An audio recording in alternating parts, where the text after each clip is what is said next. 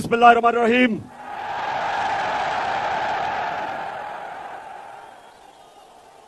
अल्लाह तेरी इबादत करते हैं और तेरे से ही मदद मांगते हैं मौला।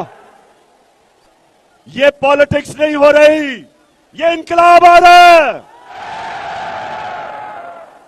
सारे पाकिस्तान के बड़े बड़े डाकू, बड़े बड़े माफिया एक तरफ खड़े हो गए हैं और मैं अल्लाह का शुक्र अदा करता हूं कि मेरी कौम दूसरी तरफ खड़ी हो गई है।